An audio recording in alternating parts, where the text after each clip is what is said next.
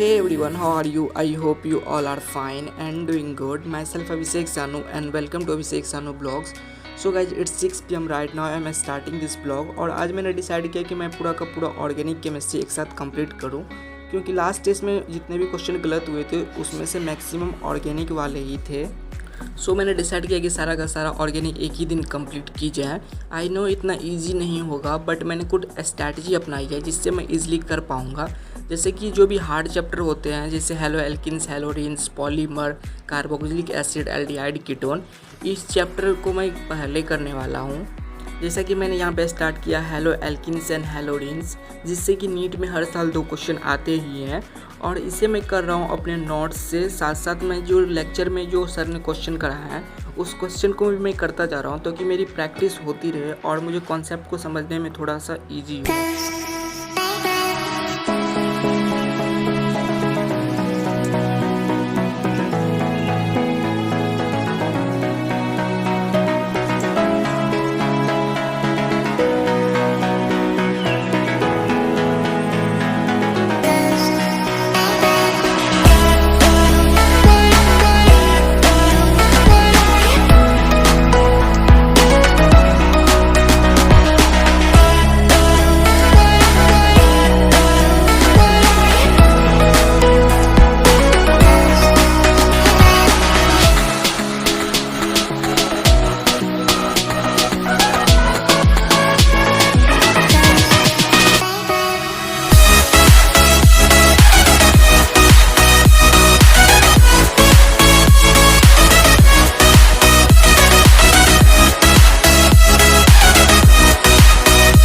After completing मैं aldehyde and ketone, मैं छोटा सा ब्रेक लिया और यहाँ मैं स्टार्ट कर रहा हूँ अल्कोहल, फिनॉल एंड ईथर।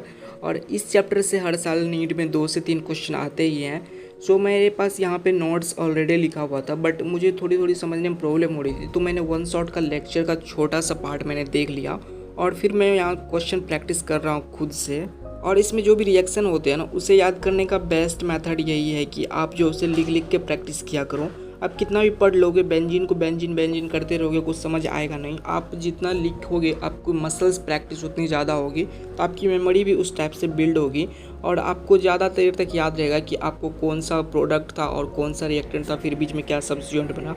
फिर उसके बाद मैं यहाँ स्टार्ट किया मैंने DPP सॉल्व करना, क्योंकि इसके DPP मैंने कमी करी थी, तो मुझे क्वेश्चन प्रैक्टिस भी हो जाएंगे। तो मैंने उम्मीद 1 से DPP स्टार्ट किया। अगर आप भी ऐसा सेम करना चाहते हो कि एक साथ ऑर्गेनिक कंप्लीट करना चाहते हो, तो मैं तो यही कहूँगा पहले 11th में जो भी फंडामेंटल चैप्टर हैं, जैसे IUPAC, आइसोमेरिज्म, GOC फर्स्ट, पहले उसको कंप्लीट करो, क्योंकि वो फंडामेंटल चैप्टर है। वो ईजिली आपको तभी समझ आएंगे 12th वाले, जब आपके 11th पूरा कंप्लीट होंगे। और बहुत सारे लोग पूछते हैं कि उसे समझ नहीं आता है कैसे रिवीजन करनी है। तो रिवीजन करने का बेस्ट मेथड यही है कि लेक्चर में जो भी नोट्स करवाए उस नोट्स को एक साथ कंप्लीट करो। फिर साथ में जो भी क्वेश्चन दिए हुए हैं, क्वेश्चन को प्रैक्टिस करना बिल्कुल मत भूलना। और जैसे आप रिएक्शन लिखते हो तो उसे लिख के याद किया करो। और फिर शॉर्ट नोट्स जो भी होते हैं उसका ज़रूर बनाया करो, ताकि डायरेक्ट मेथड आपको पता हो, ताकि आप ज़्यादा टाइम ना लगाओ। जितने भी रिएक्शन होते हैं उसे एक पेपर पे लिख के वॉल पे ज़रूर स्टिक कर लेना, ताकि आपको बार बार वो दिखेगी, तो आपको वो चीज़ें ज़्यादा देर तक याद रहेगी। और यहाँ मैंने स्टार्ट किया है इजी चैप्टर, जैसे कि बायोमोलिकुल्स करना, क्योंकि मैंने 3-4 हार्ड चैप्टर कर लिए। थोड़ा सा माइंड को रिलैक्स रखना भी ज़रूरी है, तो बायोमोलिकुल्स मैंने बहुत बार पढ़ रखे हैं, तो फिर मैं एक बार लास्ट रिवीजन कर रहा हूँ। नीट से पहले मैं बायोमोलिकुल्स अब कभी पढ़ने वाला नहीं हूँ, बस मैं इसके क्वेश्चन कुछ प्रैक्टिस करूँगा। ऐसे अगर आप कोई सा भी चैप्टर स्टार्ट करते हो ना, पहले उसे हार्ड से स्टार्ट किया करो। मेरा मतलब वो नहीं कि आपको बिल्कुल भी समझ नहीं आए, तो फिर तो आप बोर हो जाओगे। मतलब जो थोड़ा सा आपको हार्ड लगे कि कर सकते हो, उससे स्टार्ट करो। फिर मीडियम जाओ, या फिर बीच में लाइट ले सकते हो कि लाइट चैप्टर कर लिया, फिर उसके बाद जो है थोड़ा सा मीडियम जाओ, फिर थोड़ा सा लेवल ऐसे कम करते जाओ। मतलब ईट द फ्रॉग वाली प्रोसेस को अपनाओ। मतलब जो मुश्किल काम है पहले उसको कर लो।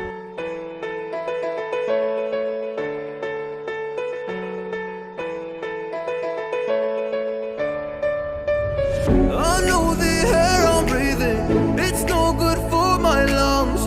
I do this every season, I hate when summer comes. I fall into a trap that I made by myself. Oh, and I always do the wrong thing.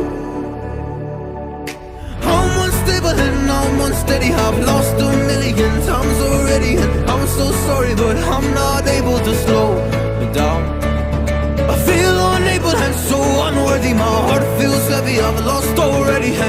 so sorry, but I'm not able to slow down now. So guys it's 3:30 in the night और मुझे अभी यहाँ बहुत ज़्यादा नींद आने लगी है। बट मैं ये लास्ट चैप्टर कर रहा हूँ अमीन्स का। आई थिंक कि मैं एनसीईआरटी से करूँ, बट मुझे कुछ थोड़ा समझ कम आ रहा था, तो मैंने लेक्चर स्टार्ट किया। सर का देखना, ये अमीन वाला चैप्टर भी जो है काफ़ी इंपॉर्टेंट है। इससे भी नीट में हर साल 2 क्वेश्चन आते ही हैं। और यहाँ पे एक और स्ट्रैटेजी बताना चाहूँगा कि अगर कोई सा भी चैप्टर स्टार्ट करता हूँ तो मैं सबसे पहले देखता हूँ चैप्टर का वेटेज क्या है। कहीं ऐसा तो नहीं है कि एक क्वेश्चन आ रहा है या आते भी नहीं है और उससे लगे पड़े हैं करने में। तो पहले मैं वेटेज देखता हूँ। वेटेज लगता है कि हाँ 2-3 क्वेश्चन आ रहे हैं आराम से, तो मैं फिर करता हूँ। देखता हूँ एफर्ट के अनुसार कि जितना एफर्ट लगता हूँ उतना मुझे आउटकम मिल रहा है या नहीं।